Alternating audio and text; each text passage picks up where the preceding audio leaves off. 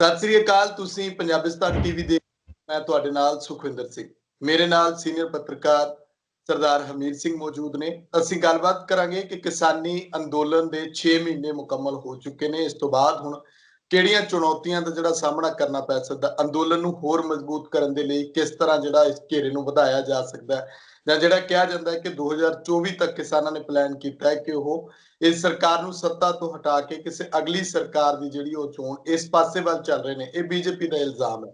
ਇਹਦੇ ਵਿੱਚ ਕਿੰਨੀ ਕੁ ਸੱਚਾਈ ਹੈ, ਤੇ ਜੇਕਰ ਸਰਕਾਰ ਬਦਲਦੀ ਹੈ ਜਾਂ ਕੋਈ ਦੂਜੀ ਸਰਕਾਰ ਆਉਂਦੀ ਹੈ ਤਾਂ ਉਹਦੇ ਤੋਂ ਕਿੰਨੀਆਂ ਕਾਸਾਂ ਹੋ ਸਕਦੀਆਂ ਨੇ, ਇਸ ਉੱਤੇ ਅਸੀਂ ਗੱਲਬਾਤ ਕਰਾਂਗੇ। ਹਮੀਰ ਸਿੰਘ ਜੀ, ਸਵਾਗਤ ਹੈ ਤੁਹਾਡਾ ਪੰਜਾਬਿਸਤਾਨ ਟੀਵੀ ਤੇ। ਜੀ ਸ਼ੁਕਰੀਆ। ਹਮੀਰ ਸਿੰਘ ਜੀ, ਕਿਸ ਤਰ੍ਹਾਂ ਦੇਖਦੇ ਹੋ ਅੰਦੋਲਨ ਦੇ ਲਈ ਹੁਣ ਅੱਗੋਂ ਕਿਹੜੀਆਂ ਚੁਣੌਤੀਆਂ ਖੜੀਆਂ ਹੋ ਸਕਦੀਆਂ ਜਿਸ ਤੋਂ ਨਿਕਲਦਿਆਂ ਇਸ ਅੰਦੋਲਨ ਨੂੰ ਹੋਰ ਮਜ਼ਬੂਤ ਕਰਨ ਦੀ ਜ਼ਰੂਰਤ ਪਏਗੀ? ਦੇਖੋ, ਅੰਦੋਲਨ ਨੂੰ ਤਾਂ ਚੁਣੌਤੀ ਸ਼ੁਰੂ ਤੋਂ ਹੀ ਹੁੰਦੀ ਹੈ, ਕਿਉਂਕਿ ਨਾਰਮਲੀ ਇਹ ਹੁੰਦਾ ਕਿ ਤੁਸੀਂ ਲੜਾਈ ਸ਼ੁਰੂ ਤਾਂ ਕਰਦੇ ਹੋ ਪਰ ਅੰਤ ਤੁਹਾਡੇ ਹੱਥ 'ਚ ਨਹੀਂ ਹੁੰਦਾ ਕਿ ਖਤਮ ਕਦੋਂ ਕਰਨਾ। ਖਤਮ ਤਾਂ ਹੁਣ ਗਵਰਨਮੈਂਟ ਦੇ ਹੱਥ 'ਚ ਹੈ। ਜਦੋਂ ਗੱਲਬਾਤ ਕਰਕੇ ਜਾਂ ਮੰਗਾਂ ਮੰਨ ਕੇ ਉਹ ਕਹਿੰਦੇ ਨੇ ਘਰ ਨੂੰ ਜਾਓ, ਅੰਦੋਲਨ ਤਾਂ ਹੀ ਖਤਮ ਹੋਏਗਾ, ਨਹੀਂ ਤਾਂ ਹੋਏਗਾ ਨਹੀਂ। ਐਸੇ ਤਰੀਕੇ ਨਾਲ ਤਾਂ ਆਗੂ ਇਹ ਕਹਿ ਨਹੀਂ ਸਕਦੇ ਕਿਸੇ ਨੂੰ ਵੀ ਹੁਣ ਆਪਣਾ ਅੰਦੋਲਨ ਜਾਓ, ਗਵਰਨਮੈਂਟ ਤਾਂ ਮੰਨ ਨਹੀਂ ਰਹੀ। ਜਦੋਂ ਪਹਿਲਾਂ ਲੋਕਾਂ ਨੂੰ ਪੁੱਛਦੇ ਸੀ ਜਾ ਕੇ, ਜਦੋਂ ਵੀ ਕੋਈ ਜਾਂਦਾ, ਜਦੋਂ ਅੰਦੋਲਨ ਸਟਾਰਟ ਹੋਏ, ਦਿੱਲੀ ਚਲੋ ਦਾ ਸੱਦਾ ਦਿੱਤਾ ਹੈ 26 ਨਵੰਬਰ ਨੂੰ, ਤਾਂ ਉਦੋਂ ਸਾਰੇ ਕਹਿੰਦੇ ਸੀ ਕਿ 6 ਮਹੀਨੇ ਦਾ ਰਾਸ਼ਨ ਸਾਡੇ ਕੋਲ ਹੈ, ਅਸੀਂ 6 ਮਹੀਨੇ ਠਹਿਰਨ ਲਈ ਆਏ ਹਾਂ ਤੇ ਜਲਦੀ ਜਾਣ ਵਾਲੇ ਨਹੀਂ। ਮਤਲਬ 6 ਮਹੀਨੇ ਉਦੋਂ ਬਹੁਤ ਵੱਡੀ ਗੱਲ ਲੱਗਦੀ ਸੀ, ਔਰ ਹੈ ਵੀ ਬਹੁਤ ਵੱਡੀ ਗੱਲ ਹੈ। ਕੋਈ ਅੰਦੋਲਨ 6 ਮਹੀਨੇ ਅੰਦੋਲਨ 'ਚ ਹਜ਼ਾਰਾਂ ਬੰਦਾ ਸੜਕਾਂ ਤੇ ਰਿਹਾ ਹੋਵੇ, ਗਰਮੀਆਂ ਦੇ ਬਾਵਜੂਦ, ਸਰਦੀਆਂ ਦੇ ਬਾਵਜੂਦ, ਤਮਾਮ ਕੰਮ ਦੇ ਬਾਵਜੂਦ, ਔਰ ਉਹਦੇ 'ਚ ਬੀਬੀਆਂ, ਬੱਚੇ, ਜਿਹੜੇ ਹੋਰ ਨੌਜਵਾਨ, ਬਜ਼ੁਰਗ ਸਾਰੇ ਇਕੱਠੇ ਹੋ ਕੇ ਰਹੇ ਹੋਣ, ਇਹ ਕੋਈ ਛੋਟੀ ਗੱਲ ਨਹੀਂ ਹੈ। ਔਰ ਉਹ ਵੀ ਪੀਸਫੁਲ ਰਹੇ ਹੋਣ, ਸ਼ਾਂਤਮਈ ਰਹੇ ਹੋਣ। ਪਰ ਹੁਣ 6 ਮਹੀਨੇ ਵੀ ਗੁਜ਼ਰ ਗਏ ਤਾਂ 6 ਮਹੀਨੇ ਦੀ ਅਗਲੀ ਆਪਣੀ ਰਣਨੀਤੀ ਬਣਾਉਣੀ ਬੜੀ ਜ਼ਰੂਰੀ ਹੈ। ਅੰਦੋਲਨ ਨੂੰ ਵੀ 6 ਮਹੀਨੇ ਦੀ ਸਟ੍ਰੈਟਜੀ ਸੀ ਤੇ 6 ਮਹੀਨੇ ਤੋਂ ਅੱਗੇ ਕੀ ਹੋਏਗਾ। ਵੈਸੇ ਅੰਦੋਲਨਕਾਰੀ ਕਿਸਾਨਾਂ ਨੂੰ ਪਹਿਲਾਂ ਹੀ ਪਤਾ ਲੱਗ ਗਿਆ ਸੀ ਕਿ ਉਹ 6 ਤੋਂ ਵੀ ਲੰਮੀ ਗੱਲ ਹੈ, ਤੇ ਇਸੇ ਕਰਕੇ ਉਹਨਾਂ ਨੂੰ ਇੱਕ ਗੱਲ ਹੋਰ ਵੀ ਸਮਝ ਆ ਗਈ ਸੀ। ਉਹ ਇਹ ਆਈ ਕਿ ਮੌਜੂਦਾ ਜਿਹੜੀ ਸਰਕਾਰ ਹੈ, ਜਾਂ ਈਵਨ ਹੁਣ ਸਾਡੀ ਟੋਟਲ ਸਿਆਸਤ, ਉਹ ਵੋਟ ਬੈਂਕ ਦੀ ਸਿਆਸਤ ਹੋ ਗਈ। ਉਹ ਜਮਹੂਰੀ ਸਿਆਸਤ ਉਸ ਲੈਵਲ ਦੀ ਨਹੀਂ ਰਹੀ ਕਿ ਉਹਨੇ ਨਾਗਰਿਕਾਂ ਦੇ ਦੁੱਖ ਨੂੰ, ਦਰਦ ਨੂੰ, ਭਾਵਨਾਵਾਂ ਨੂੰ ਉਹਦੀ ਤਰਜਮਾਨੀ ਕਰਨੀ। ਹੁਣ ਪਾਰਟੀਆਂ ਇੱਕ ਟਾਈਪ ਦੀ ਜਿਹੜੀ ਆ ਉਹ ਮਸ਼ੀਨ ਬਣ ਗਈਆਂ ਕੇਵਲ ਚੋਣਾਂ ਜਿੱਤਣ ਦੀ, ਤੇ ਉਹਨੂੰ ਮਸ਼ੀਨਰੀ ਦੀ ਤਰ੍ਹਾਂ ਵਰਤੋਂ ਕੀਤੀ ਜਾਂਦੀ ਹੈ, ਤੇ ਬਲਕਿ ਪਾਰਟੀਆਂ ਨੂੰ ਵੀ ਛੱਡ ਦਿੱਤਾ ਜਾਂਦਾ ਹੁਣ ਤਾਂ। ਐਕਸਪਰਟ ਕਿਤੇ ਪ੍ਰਸ਼ਾਦ ਕਿਸ਼ੋਰ ਵਰਗੇ, ਕਦੇ ਕੋਈ ਮੈਨੇਜਮੈਂਟ ਵਾਲੇ ਬੰਦੇ ਲਿਆਓ ਤੇ ਕੰਮ ਕਰਵਾਓ। ਇਸ ਲਈ ਫਿਰ ਕਿਸਾਨ ਅੰਦੋਲਨ ਦੇ ਆਗੂਆਂ ਨੂੰ ਇਹ ਹੋਇਆ ਕਿ ਇਹ ਤਾਂ ਕੇਵਲ ਤੇ ਕੇਵਲ ਸਿਆਸੀ ਜਿਹੜੀ ਚੋਣਾਂ ਦੀ ਹਾਰ ਹੈ ਉਹਨੂੰ ਹੀ ਮੰਨਦੇ ਨੇ।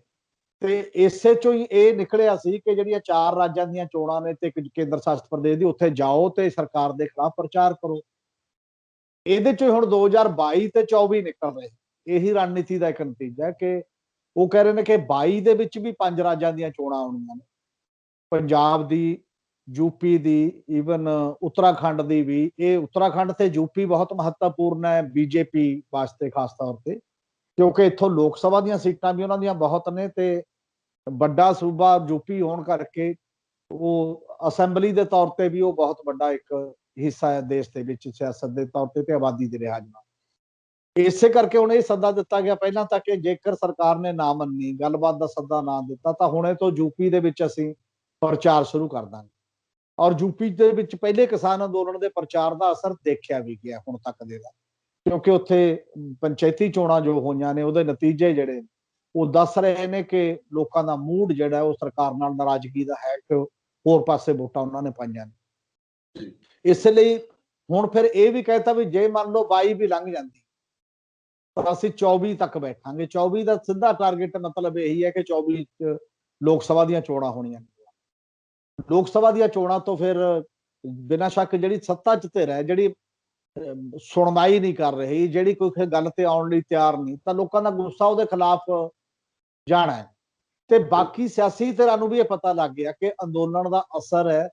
ਅੰਦੋਲਨ ਦੇ ਲਈ ਜੇਕਰ ਸਰਕਾਰ ਦੇ ਖਿਲਾਫ ਭੁਗਤ ਰਿਹਾ ਅੰਦੋਲਨ ਹੈ ਤਾਂ ਆਪਾਂ ਵੀ ਸਿਆਸੀ ਤੌਰ ਤੇ ਇਹਦੀ ਮਦਦ ਕਰ ਲਈਏ, ਤਾਂ ਕਿ ਉਹ ਅੰਦੋਲਨ ਆਫਟਰ ਆਲ ਜਦੋਂ ਉਹਦੀ ਸਿਆਸਤ ਚ ਕਨਵਰਟ ਹੋਣਾ, ਬਦਲਣਾ, ਜਦੋਂ ਵੋਟ ਚ ਬਦਲਣਾ, ਤਾਂ ਉਹ ਕਿਤੇ ਤਾਂ ਨਿਕਲੇਗਾ। ਵਿਰੋਧੀ ਸਿਆਸੀ ਪਾਰਟੀਆਂ ਨੇ ਉਹਨਾਂ ਨੇ ਅੰਦੋਲਨ ਦੀ ਹਮਾਇਤ ਕੀਤੀ, ਕਾਲੇ ਝੰਡੇ ਲਾ ਕੇ ਆਪੋ ਆਪਣੇ ਘਰਾਂ ਦੇ ਉੱਤੇ ਤੇ ਸੋਸ਼ਲ ਮੀਡੀਆ ਤੇ ਉਹਨਾਂ ਦਾ ਪ੍ਰਦਰਸ਼ਨ ਵੀ ਕੀਤਾ, ਇਹ ਦਿਖਾਉਣ ਦੇ ਲਈ ਕਿ ਅਸੀਂ ਕਿਸਾਨਾਂ ਦੇ ਹਮਾਇਤੀ ਹਾਂ। ਔਰ ਉਹ ਇਸੇ ਕਰਕੇ ਉਹਨਾਂ ਨੇ ਕੀਤਾ ਕਿਉਂਕਿ ਪਹਿਲੀ ਵਾਰ ਹੈ ਕਿਸਾਨ ਅੰਦੋਲਨ ਦਾ ਐਡਾ ਵੱਡਾ ਅਸਰ ਹੈ ਕਿ ਅੱਗੇ ਸਿਆਸਤਦਾਨ ਸੱਦਾ ਦਿੰਦੇ ਸੀ, ਆਮ ਲੋਕਾਂ ਨੂੰ ਕਹਿੰਦੇ ਸੀ ਪਿੱਛੇ ਆਓ, ਤੇ ਹੁਣ ਅੰਦੋਲਨ ਦੇ ਆਗੂ ਸੱਦਾ ਦਿੰਦੇ ਨੇ ਤੇ ਸਿਆਸਤ ਪਿੱਛੇ ਪਿੱਛੇ ਜਾਂ ਸਿਆਸੀ ਪਾਰਟੀਆਂ ਚੱਲ ਰਹੀਆਂ। ਇਸ ਕਰਕੇ 24 ਦਾ ਤੇ 22 ਦਾ ਜਿਹੜੇ ਇਹ ਦੋ ਪੜਾਅ ਨੇ ਅਲੱਗ-ਅਲੱਗ ਤਰੀਕੇ ਦੇ, ਤੇ ਉਹ ਇਸੇ ਕਰਕੇ ਨੇ ਤਾਂ ਕਿ ਜਿਹੜਾ ਮੇਨ ਸੱਤਾ ਤੇ ਬੈਠੀ ਧਿਰ ਹੈ ਉਹਨੂੰ ਇਹ ਦੱਸਿਆ ਜਾ ਸਕੇ ਕਿ ਤੇਰਾ ਸਿਆਸੀ ਨੁਕਸਾਨ ਵੀ ਹੋ ਸਕਦਾ ਹੈ। ਕੱਲਾ ਸਵਾਲ ਇਹ ਨਹੀਂ ਹੈ, ਹਾਲਾਂਕਿ ਨੁਕਸਾਨ ਇਹ ਤੋਂ ਪਹਿਲਾਂ ਵੀ ਹੋ ਚੁੱਕਿਆ, ਜੇ ਉਹ ਸਮਝਣ ਦੇ ਸਵਾਲ ਹੈ। ਦੁਨੀਆ ਪੱਧਰ ਤੇ ਅਕਸ ਖਰਾਬ ਹੋ ਚੁੱਕਿਆ, ਗਵਰਨਮੈਂਟ ਦਾ ਵੀ, ਪ੍ਰਧਾਨ ਮੰਤਰੀ ਦਾ ਵੀ, ਦੇਸ਼ ਦੇ ਵਿੱਚ ਵੀ ਵੱਖ-ਵੱਖ ਥਾਵਾਂ ਦੇ ਉੱਤੇ ਵੀ ਸਰਵੇ ਵੀ ਆ ਗਏ ਨੇ ਕਿ ਜਿਹੜਾ ਉਹਨਾਂ ਦਾ ਫੋਲੋਇੰਗ ਸੀਗੀ ਲੋਕਾਂ ਦੇ ਵਿੱਚ, ਇੱਕ ਉਹਦਾ ਉਭਾਰ ਸੀ, ਉਹ ਵੀ ਘਟਿਆ ਇਸ ਪੱਧਰ ਦੇ ਉੱਤੇ। ਇਸ ਲਈ ਉਹ 24 ਔਰ 22 ਦੇ ਟਾਰਗੇਟ ਕਿਸਾਨ ਲੀਡਰਸ਼ਿਪ ਤਾਂ ਦੇ ਰਹੀ ਹੈ ਕਿਉਂਕਿ ਉਹਨਾਂ ਤੱਕ ਇਹ ਗੱਲ ਪਹੁੰਚੇ, ਉਹਨਾਂ ਤੇ ਹਿੱਟ ਕੀਤੀ ਜਾਵੇ, ਜਿੱਥੇ ਕਿ ਉਹ ਕਹਿੰਦੇ ਨੇ ਦੁੱਖ ਲੱਗਦਾ ਉੱਥੇ ਹੀ ਵਾਰ ਕਰਨ ਦਾ ਜਿਹੜਾ ਇੱਕ ਮਤਲਬ ਹੁੰਦਾ, ਤੇ ਇਹ ਇਸ ਪੱਖੋਂ ਮਤਲਬ ਇੱਕ ਠੀਕ ਰਣਨੀਤੀ ਇਸ ਅੰਦੋਲਨ ਨੇ ਅਪਣਾਈ। ਜੀ ਬਿਲਕੁਲ। ਹਮੀਰ ਸਿੰਘ ਜੀ, ਜਦੋਂ ਆਪਾਂ ਕਹਿੰਦੇ ਆ ਕਿ ਅੰਦੋਲਨ ਨੂੰ ਹੋਰ ਮਜ਼ਬੂਤ ਕਰਨ ਦੇ ਲਈ ਚੁਣੌਤੀਆਂ ਜਿਹੜੀਆਂ ਲਗਾਤਾਰ ਸਾਹਮਣੇ ਆਉਂਦੀਆਂ ਰਹਿੰਦੀਆਂ ਨੇ, ਪਰ ਚਾਹੀਦਾ ਇਹ ਨਹੀਂ ਕਿ ਇਸ ਦਾ ਘੇਰਾ ਜਿਹੜਾ ਉਹ ਪਿੰਡਾਂ ਸ਼ਹਿਰਾਂ ਦੇ ਵਿੱਚ ਹੋਰ ਵਿਸ਼ਾਲ, ਥੋੜਾ ਹੋਰ ਕੋਈ ਰਣਨੀਤੀ ਇਹੋ ਜਿਹੀ ਘੜੀ ਜਾਵੇ ਜਿਹਦੇ ਨਾਲ ਜਿਹੜਾ ਉਹ ਲੋਕ ਹੋਰ ਇਸ ਅੰਦੋਲਨ ਦੇ ਨਾਲ ਜੁੜਨ। ਜਿਵੇਂ ਹੁਣ ਉਗਰਾਹਾਂ ਜਥੇਬੰਦੀ ਨੇ 28 29 30 ਦਾ ਮੁੱਖ ਮੰਤਰੀ ਸ਼ਹਿਰ ਪਟਿਆਲਾ ਵਿੱਚ ਆਉਣ ਦਾ ਸੱਦਾ ਦਿੱਤਾ ਹੈ, ਤੇ ਮਤਲਬ ਕਿ ਲਗਾਤਾਰਤਾ ਜੀ ਇੱਕ ਬਣੀ ਰਹੇ ਪਿੰਡਾਂ ਦੇ ਵਿੱਚ, ਭਾਵੇਂ ਕਿ ਕਿਸਾਨ ਜਿਹੜੇ ਨੇ ਉੱਥੇ ਬਾਰਡਰਾਂ ਤੇ ਵਧੇਰੇ ਗਿਣਤੀ ਦੇ ਵਿੱਚ ਪਹੁੰਚੇ ਹੋਏ ਨੇ, ਪਰ ਫਿਰ ਵੀ ਜਿਹੜੀ ਅਸੀਂ ਚਿਣਕ ਦੇਖਦੇ ਹਾਂ ਕਿ ਜਿਵੇਂ ਇਹਨਾਂ ਨੇ ਪਹਿਲਾਂ ਕਿਹਾ ਸੀ ਕਿ ਅਸੀਂ ਪਿੰਡ ਪੱਧਰ ਦੇ ਉੱਤੇ ਕਮੇਟੀਆਂ ਬਣਾਵਾਂਗੇ ਨੌਜਵਾਨਾਂ ਦੀਆਂ ਤਾਂ ਕਿ ਉਹ ਲੀਡਰਾਂ ਨੂੰ ਜਿਹੜਾ ਉਹ ਜਵਾਬਦੇਹ ਬਣਾਉਣ, ਤੇ ਸ਼ਹਿਰਾਂ ਦੇ ਵਿੱਚ ਇਹੋ ਜਿਹਾ ਕੁਝ ਕੋਈ ਬਹੁਤਾ ਜੋਸ਼ ਜਿਹੜਾ ਉਹ ਨਜ਼ਰ ਨਹੀਂ ਆਉਂਦਾ। ਜਿਹੜਾ ਤਾਂ ਅੰਦੋਲਨ ਦਾ ਸਟਾਈਲ ਹੈ, ਜਦੋਂ ਬਹੁਤ ਲੰਮਾ ਹੋ ਜਾਂਦਾ ਤਾਂ ਮੈਨੂੰ ਇਹ ਲੱਗਦਾ ਕਿ ਇਹ ਸਟ੍ਰੈਟਜੀ ਹੀ ਚਾਹੀਦੀ ਹੈ ਕਿ ਅੰਦੋਲਨ ਤੇ ਤਾਂ ਬਹੁਤਾ ਵੱਡਾ ਇਕੱਠ ਦੀ ਲੋੜ ਨਹੀਂ, ਕਦੇ ਮਹੀਨੇ 'ਚ ਇੱਕ ਇਕੱਠ ਕਰ ਲਿਆ ਉਹ ਠੀਕ ਹੈ।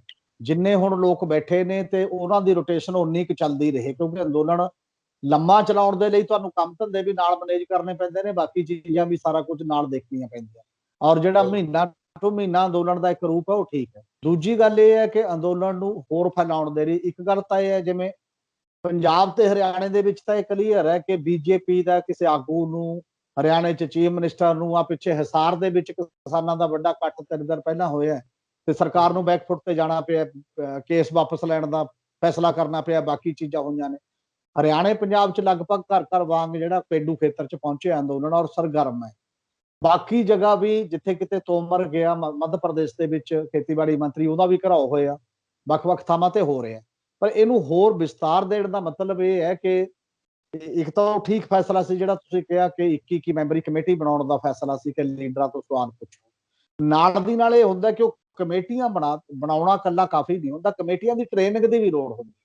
ਕਮੇਟੀਆਂ ਨੂੰ ਟਾਕਿੰਗ ਪੁਆਇੰਟ ਦੇਣੇ ਪੈਂਦੇ ਨੇ ਕਿ ਆਹ ਚੀਜ਼ ਨੇ, ਆਹ ਬੁਨਿਆਦੀ ਸਵਾਲ ਨੇ, ਇਹਨਾਂ ਸਵਾਲਾਂ ਤੇ ਪੁੱਛਿਆ ਜਾਣਾ ਚਾਹੀਦਾ, ਆਹ ਇਸ ਤਰੀਕੇ ਨਾਲ ਪੁੱਛਿਆ ਜਾਣਾ ਚਾਹੀਦਾ। ਜਿਵੇਂ ਜਿਵੇਂ ਉਹ ਜਿਹੜੇ ਕਮੇਟੀਆਂ ਬਣਨਗੀਆਂ, ਉਹ ਕਮੇਟੀਆਂ ਦੀਆਂ ਮੀਟਿੰਗਾਂ ਹੋ ਕੇ ਸਿਖਲਾਈ ਟੀਮਾਂ, ਇਹਦੇ ਵਿੱਚ ਕਿਸਾਨ ਅੰਦੋਲਨ ਦੇ ਆਗੂ ਜਿਹੜਾ ਵੀ ਤਬਕਾ, ਬੌਧਿਕ ਤਬਕਾ ਜਾਂ ਬਾਕੀ ਦੇ ਤਬਕੇ ਦੇ ਲੋਕ ਹੋਰ ਜਿਹੜੇ ਉੱਥੇ ਨਹੀਂ ਜਾਂਦੇ ਬਹੁਤਾ ਸਮਾਂ, ਉਹਨਾਂ ਦੀਆਂ ਸੇਵਾਵਾਂ ਵੀ ਲੈ ਸਕਦੇ ਨੇ ਵੱਖ-ਵੱਖ ਹੋਰ ਸਮਾਜਿਕ ਕਾਰਕੁਨਾਂ ਦੀਆਂ, ਕਿ ਤੁਸੀਂ ਇਹਨਾਂ ਮੀਟਿੰਗਾਂ ਦੇ ਵਿੱਚ ਜਿਹੜੇ ਪੁਆਇੰਟਸ ਨੇ ਜਾਂ ਜਿਹੜੀਆਂ ਬਾਕੀ ਚੀਜ਼ਾਂ ਨੇ ਉਹਨਾਂ ਕਮੇਟੀਆਂ ਨਾਲ ਸ਼ੇਅਰ ਕਰੋ ਜਾਂ ਡਿਸਕਸ ਉਸ ਪੱਧਰ ਦੇ ਉੱਤੇ ਕੀਤਾ ਜਾ ਸਕਦਾ। ਜਿਵੇਂ ਕਮੇਟੀ ਬਣੇ ਪਿੰਡ ਦੀ, ਉਹ ਬਲਾਕ ਲੈਵਲ ਤੇ ਕੋਈ ਇਕੱਠ ਇਹੋ ਜਿਹੇ ਕਰਕੇ ਕਿ ਕਿਹੜੇ ਆਉਣ ਵਾਲੇ ਦਿਨਾਂ 'ਚ ਕਿਹੜੀਆਂ ਗੱਲਾਂ ਹੋਣਗੀਆਂ, ਤੁਸੀਂ ਕਿਹੜੇ ਸਵਾਲਾਂ ਕਿਹੜੇ ਪਾਰਟੀ ਤੋਂ ਪੁੱਛਣੇ ਨੇ, ਕੀ ਤੋਂ ਕਿਹੜਾ ਸਵਾਲ ਪੁੱਛਣਾ, ਕਿਉਂਕਿ ਸਾਰੀਆਂ ਪਾਰਟੀਆਂ ਤੋਂ ਵੀ ਜ਼ਰੂਰੀ ਨਹੀਂ ਕੋਈ ਸਵਾਲ ਬਣੇ, ਹਰੇਕ ਦਾ ਅਲੱਗ-ਅਲੱਗ ਹੋਏਗਾ। ਜੇ ਆਪੋਜੀਸ਼ਨ ਦਾ ਆਏਗਾ ਉਹਨੂੰ ਹੋਰ ਸਵਾਲ ਹੋਏਗਾ, ਭਾਈ ਤੂੰ ਹੁਣ ਤੱਕ ਕੀ ਕੀਤਾ, ਕਿੰਨੇ ਮੁੱਦੇ ਉਠਾਏ, ਕਿਉਂ ਸੜਕ ਤੇ ਅੰਦੋਲਨ 'ਚ ਨਹੀਂ ਆਇਆ। ਸੱਤਾਧਾਰੀ ਹੋਏਗਾ, ਉਹਦੇ ਨਾਲ ਹੋਰ ਟਾਈਪ ਦਾ ਸਵਾਲ ਹੋਏਗਾ ਕਿ ਤੁਸੀਂ ਇਹ ਕਿਉਂ ਕਰਦੇ ਹੋ। ਇਸ ਲਈ ਤਾਂ ਉਹ ਟ੍ਰੇਨਿੰਗ ਦਾ ਇੱਕ ਪਹਿਲੂ ਹੈ। ਦੂਜਾ ਪਹਿਲੂ ਹੈ ਜਿਹੜੇ ਵਰਗ ਰਹਿ ਗਏ ਉਹਨਾਂ ਨਾਲ ਕਿਵੇਂ ਸੰਵਾਦ ਨੇੜਿਓਂ ਹੋਰ ਚਲਾਇਆ ਜਾਏ। ਜਿਵੇਂ ਬਾਰ-ਬਾਰ ਪਹਿਲਾਂ ਵੀ ਮੈਂ ਗੱਲ ਕੀਤੀ ਹੈ ਕਿ ਦਲਿਤ ਭਾਈਚਾਰਾ ਜਿਹੜਾ 35% ਦੀ ਗਿਣਤੀ ਦੇ ਵਿੱਚ ਹੈ ਲਗਭਗ ਦੇਸ਼ ਸਾਡੇ ਸੂਬੇ ਦੇ ਵਿੱਚ, ਤਾਂ ਉਹਦੇ ਨਾਲ ਇਕਜੁੱਟਤਾ ਤੇ ਉਹਦੇ ਨਾਲ ਸਾਂਝ ਪਾਉਣੀ, ਉਹਦੇ ਨਾਲ ਇਹ ਵਿਚਾਰ ਚਰਚਾ ਕਰਨੀ ਕਿ ਇਹ ਕਾਨੂੰਨਾਂ ਦਾ ਅਸਰ ਕਿਵੇਂ ਇੱਕ ਦੂਜੇ ਤੇ ਪੈ ਰਿਹਾ। ਅਜੇ ਵੀ ਕਿਤੇ ਕਿਤੇ ਇਹ ਗੱਲ ਉਭਾਰੀ ਜਾ ਰਹੀ ਹੈ ਜਿਹੜੇ ਅੰਦੋਲਨ ਦੇ ਵਿਰੋਧੀਆਂ ਵੱਲੋਂ ਵੀ ਵੱਖ-ਵੱਖ ਥਾਵਾਂ ਤੇ ਵੀ ਕਿ ਇੱਕ ਅਹਿਸਾਸ ਕਰਾਇਆ ਜਾ ਰਿਹਾ ਕਿ ਇਹਨਾਂ ਦੀ ਤਾਂ ਜ਼ਮੀਨ ਜਾਊਗੀ। ਅੱਧਿਆਂ ਨੂੰ ਤਾਂ ਇਹ ਵੀ ਸਵਾਲ ਆ ਰਹੇ ਨੇ ਕਿ ਚਲੋ ਜ਼ਮੀਨ ਜਾਊਗੀ ਜੀ, ਫਿਰ ਸਾਡੇ ਵਰਗੇ ਹੋ ਜਾਣਗੇ, ਹੁਣ ਤੱਕ ਤਾਂ ਇਹ ਬਾਕੀ ਨੇ। ਇਹੋ ਜਿਹੇ ਕਈ ਸਵਾਲ ਨੇ ਜਿਹੜੇ ਸਖਤ ਸਵਾਲ ਨੇ, ਉਹਨਾਂ ਦਾ ਸਾਹਮਣਾ ਕਰਨਾ ਪਏਗਾ ਆਪਣੇ ਕੇਡਰ ਨੂੰ। ਕਿਸਾਨ ਜਥੇਬੰਦੀਆਂ ਦਾ ਜਿਹੜਾ ਕੇਡਰ ਹੈ ਉਦੋਂ ਇੰਨੀ ਸੰਵੇਦਨਾ ਉਸ ਦਲਿਤ ਪਰਿਵਾਰਾਂ ਪ੍ਰਤੀ ਭਰਨੀ ਪਏਗੀ ਕਿ ਉਹ ਵਿਹੜਿਆਂ 'ਚ ਜਾਣ, ਜਾ ਕੇ ਭਾਈਚਾਰਕ ਸਾਂਝ ਮਜ਼ਬੂਤ ਕਰਨ ਦੇ ਲਈ ਉਸ ਲੈਵਲ ਤੇ ਗੱਲਬਾਤ ਚਲਾਉਣ। ਇੱਕ ਪ੍ਰੋਸੈਸ ਦੇ ਰਾਹੀਂ ਜੇ ਅੱਜ ਨਹੀਂ ਤਾਂ ਘੱਟੋ ਘੱਟ 22-24 ਤੱਕ ਇੱਕ ਬਹੁਤ ਵੱਡਾ ਇੱਕ ਮਤਲਬ ਭਾਈਚਾਰਾ ਖੜਾ ਹੋ ਸਕਦਾ। ਬਿਨਾਂ ਸ਼ੱਕ ਇਸ ਅੰਦੋਲਨ ਨੇ ਪਿੰਡਾਂ 'ਚ ਕਿਸਾਨੀ ਦਾ ਭਾਈਚਾਰਾ ਜੋੜ ਲਿਆ। ਜਿਹੜਾ ਧੜਿਆਂ 'ਚ ਵੰਡਿਆ ਸੀ ਉਹ ਕਾਫੀ ਹੱਦ ਤੱਕ ਇਕੱਠਾ ਹੋਇਆ ਪਹਿਲਾਂ ਦੇ ਮੁਕਾਬਲੇ।